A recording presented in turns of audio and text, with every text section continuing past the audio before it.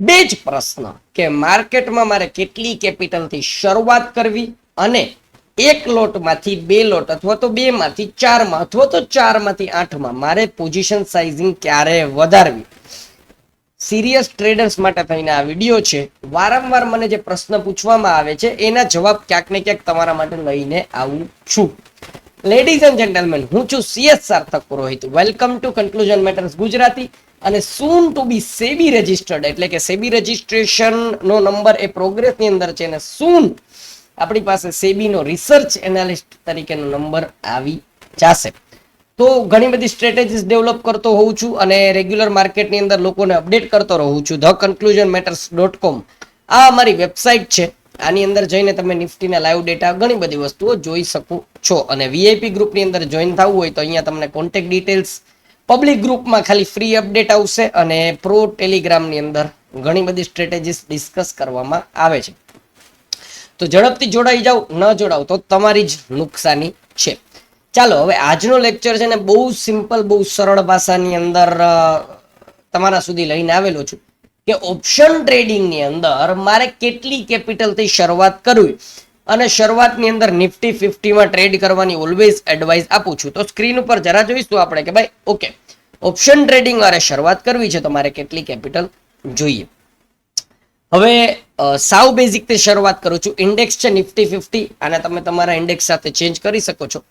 65 ક્વોન્ટિટીથી આપણે શરૂઆત કરીશું અને આપણું ઓપ્શન પ્રીમિયમ જે છે હવે નોર્મલી 200 થી 250 રૂપિયાનું ઓપ્શન પ્રીમિયમ હોય છે. તો જે રેગ્યુલર ટ્રેડિંગ કરતા હોય છે એમને આઈડિયા હોય છે કે 200 થી 250 ના ઓપ્શન પ્રીમિયમની અંદર તમને સરસ મજાનું એટ ધ મની અથવા તો કોઈ વખત ઇન ધ મની પણ મળી જાય છે એક્સપાયરીની નજીક. અમુક નિયમ છે, નિયમ વગર ટ્રેડિંગ થતું નથી અને નિયમ વગર ઓલવેઝ લોસ જ થાય છે. તો પેલા નિયમની અંદર છે stop loss. Stop loss always આપણે ઓપ્શન પ્રીમિયમના 20 પોઈન્ટ ફોલો કરીશું. સ્ટાર્ટિંગના બિગિનર ટ્રેડર છો તો જ તમને આ પ્રશ્ન આવતો હોય કે મારે કેટલી કેપિટલથી શરૂઆત કરવી જોઈએ. એટલા માટે થઈને કહું છું કે ભાઈ ઓકે, આપણે સ્ટોપ લોસ રાખીશું 20 પોઈન્ટનો ઓપ્શન પ્રીમિયમનો અને ટાર્ગેટ રાખીશું 60 પોઈન્ટ્સ. જો શરૂઆતની અંદર 1:3 પકડવાની, અહીંયા એક પોઝ લઉં છું કે 1:3 પકડવા માટે થઈને બધાને શું કામ એને એડવાઇસ કરવામાં આવે છે. તો જ્યારે તમે ટ્રેડિંગની અંદર આવો ને તો ઓલવેઝ પોઈન્ટ્સ મેટર કરે છે. હવે પોઈન્ટ્સ એટલે કેવી રીતે કે તમે બધી વસ્તુ શું થાય છે, લોકો મની સામે અથવા તો પૈસા સામે જુએ છે, બીજા લોકોના પીએનએલ સામે જુએ છે. મેઇન વસ્તુ ભૂલી જાય છે પોતાની સ્ટ્રેટેજી અને પોતાનું સેટઅપ. જો તમે મોટા પોઈન્ટ પકડતા પહેલેથી શીખશો ને કે ભાઈ ઓપ્શન પ્રીમિયમના 60 પોઈન્ટ એટલે કે નિફ્ટી 50 ના પોઈન્ટ 50 લેખે, ડેલ્ટા પોઈન્ટ 50 લેખે તમે ગણો ને તો 60 ઇન્ટુ, આ થોડું પ્રો ટ્રેડર માટે થઈને છે, 60 ઇન્ટુ તમે પોઈન્ટ 50 કરો ને એટલે તમારે આવી જશે 120. એટલે નિફ્ટીના તમે 120 પોઈન્ટ તમે પકડેલા હોય ને તો તમે ઓપ્શન પ્રીમિયમના 60 પોઈન્ટ પકડી શકો. અને જો તમે રેગ્યુલરલી 60 પોઈન્ટ પકડતા થઈ જશો ને મિત્રો, પછી પોઝિશન સાઇઝિંગ મેટર નથી કરતી. એને સ્કેલઅપ કરવાની રીત હોય છે. નાનું અકાઉન્ટ છે એ મોટું ગ્રો કરવા માટેની એક રીત હોય છે, એ આગળ વિડીયોમાં કહું છું. પણ આપણે શરૂઆતમાં ટાર્ગેટ રાખીશું 1:3 નો. હવે આમાં શું કરાય ખબર છે તમને? 20 પોઈન્ટ તમને માની લો લોસ રાખેલો હોય અને ઓલરેડી નિફ્ટી 50 નો ઓપ્શન જે છે, તમે કોઈ પણ ઓપ્શનમાં હોય એ 20 પોઈન્ટ તમારી ફેવરમાં આવે તો તમારે લોસને છે ને 10 રૂપિયા કરી નાખે, બરાબર. પછી માની લો 30 પોઈન્ટ તમારી ફેવરમાં ગયા ને તો હવે લોસને CTC કરી નાખો, જેથી કરીને તમને બીક પણ ન લાગે, તમારો ટ્રેડ રિસ્ક ફ્રી પણ થઈ જાય અને સાથે સાથે તમે 1:3 એટલે કે 60 પોઈન્ટ સુધી બેઠા રહો. કેટલી વખત એવું થશે કે 30 થી CTC આવી જશે? ક્યારેક તો માર્કેટ એવું હશે ને કે ભાઈ તમને 60 પોઈન્ટ સુધી બેસાડી રાખશે. એટલા માટે હું ઓલવેઝ બધા જે બિગિનર ટ્રેડર હોય છે એને 1:3 ફોલો કરવાનું કહું છું અને 1:3 સાથે 40% વિન રેશિયો. હવે આ બધું વીઆઈપી ગ્રુપ વાળાના આઈડિયા છે જ. જો તમારે આની ડિટેલ વિન રેશિયો કઈ રીતે કેલ્ક્યુલેટ થાય, આ તે ફલાણું ઢીકણું, તો તમારે લાઈક અને કમેન્ટ કરવી પડશે, જેથી કરીને મને પણ મારી ચેનલમાં રીચ મળે અને આપણે બંને ફાયદામાં રહીએ. તો આ આપણો ગોલ છે. નિફ્ટી 50માં ટ્રેડિંગ કરીશું. 65 ક્વોન્ટિટી એક લોટ ઉપર હોય છે. 200 થી 250 નું એક પ્રીમિયમ લઈશું. 20 પોઈન્ટનો એસએલ રાખીશું. 60 પોઈન્ટનો ટાર્ગેટ રાખીશું અને 40% નો વિન રેશિયો રાખીશું. એટલે કે 10 માંથી આપણે માત્ર 4 વખત જ સાચા પડવું છે.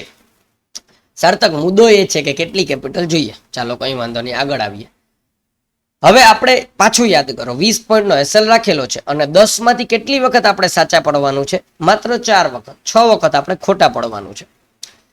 એક ટ્રેડમાં મેક્સિમમ 20 છે, 20 પોઈન્ટનો લોસ છે, બરાબર છે. એટલે કે તમારે 1300 રૂપિયાની નુકસાની આવશે એક ટ્રેડની અંદર.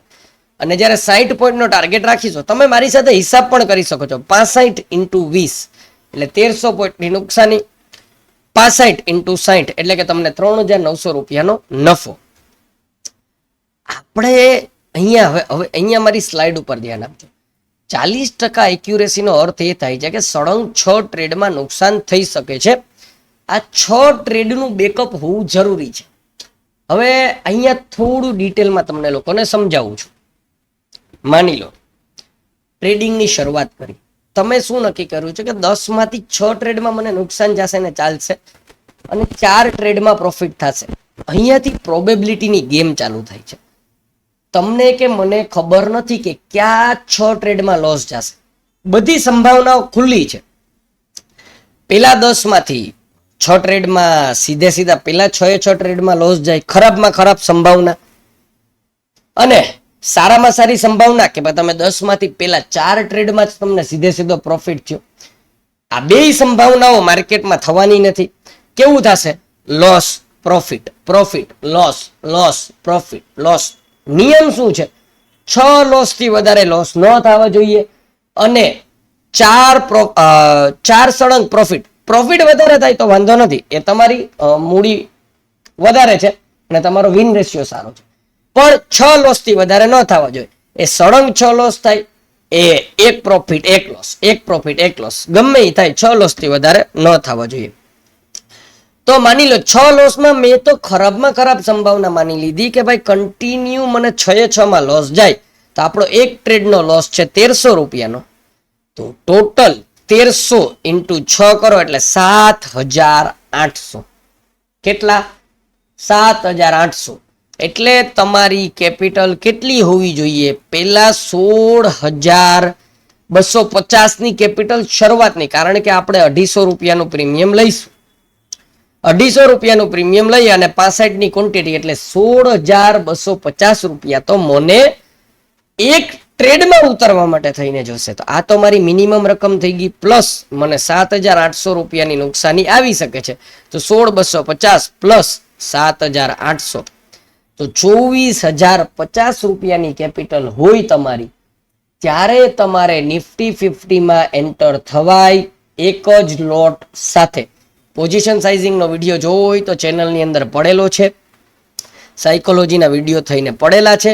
અહીંયા વાત અટકતી નથી. મને ખબર છે કે ભાઈ ટ્રેડિંગ કોમ્યુનિટીને એક આદત પડી ગઈ છે શોર્ટ્સમાં જોવાની અને શાંતિથી બેસવાની નહીં. પણ આ બધું જો હોમવર્ક નહીં કરો ને તો પ્રોફિટેબલ ટ્રેડર નહીં થઈ શકો મિત્રો. મારી ઉપર ભરોસો રાખો, હું તમને સ્ટેમ્પ પેપર ઉપર લખી દઉં છું. એટલે પહેલી વાત તો મિનિમમ તમારે 24000 રૂપિયાની મૂડી જોઈએ. એક સાયકોલોજીકલ પોઈન્ટ અહીંયા એડ કરું છું. આ 24000ની મૂડી તમારું ઘર ચલાવવા માટે હોય અથવા તો તમારા બાળકોની ફી ભરવા માટે થઈને હોય, એ મૂડી લઈને આવશો. તમને પ્રોફિટેબલ, કદાચ બહુ રેર ડાયમંડ જેવો વ્યક્તિ હશે એ આમાં પ્રોફિટેબલ થઈ શકશે, બાકી પ્રોફિટેબલ નહીં થઈ શકાય. એટલે જરૂરિયાતની મૂડી કોઈ દિવસ માર્કેટમાં ન લઈ આવી. આ એક સજેશન છે. ચાલો હવે આવીએ મહત્વના પ્રશ્ન 2 ની અંદર, જે એકચ્યુઅલી તમને પોઝિશન સાઇઝિંગ આગળ કઈ રીતે વધારવી ને એના ઉપર તમને ગાઈડ આપશે. થોડું ટેકનિકલ છે, થોડું શાંતિથી સાંભળજો, બરાબર છે. જો શરૂઆતની મૂડી તો આપણને ખબર પડી ગઈ કે ભાઈ 16250 કે ભાઈ મને 250 રૂપિયાનું પ્રીમિયમ 65 ની ક્વોન્ટિટીમાં લેવા માટે થઈ અને 16250 જોઈએ. અને એક લોટનું સેફટી બેકઅપ કે મને સળંગ 6 ટ્રેડમાં નુકસાની જાય 7800, તો મને 24050 રૂપિયા ટોટલ કેપિટલ જોઈએ એક મૂડી સાથે, એક લોટ સાથે, સોરી એક લોટ સાથે ટ્રેડિંગ કરવા માટે થઈને મને આટલા રૂપિયા જોઈએ ને જોઈએ. તો 2 લોટ સાથે ટ્રેડિંગ કરવા મને કેટલા જોઈએ? સિમ્પલ, ગુણ્યા 2. તમારી ખરીદી થઈ જાય 32500 રૂપિયાની, એટલે 250 રૂપિયાનું પ્રીમિયમ ઇન્ટુ 130. એક ટ્રેડમાં પેલા 1300 ની નુકસાની જતી હતી, હવે 2600 ની નુકસાની જાય, આવા 6 સળંગ ટ્રેડ જાય તો 15,600, એટલે ટોટલ જોઈએ 48,100. વાત એ નથી કે ટોટલ કેપિટલ કેટલી જોઈએ, વાત એ છે કે શરૂઆત મારે 24,000 ની કેપિટલ થી કરવી છે, તો હું આ કેપિટલ યુઝ કરતા કરતા 48,100 ક્યારે પહોંચીશ, જેથી કરીને હું સ્કેલ અપ કરી શકું, પોઝિશન સાઇઝિંગ મારી વધારી શકું. ઓકે, સમજાય છે હું શું બોલું છું?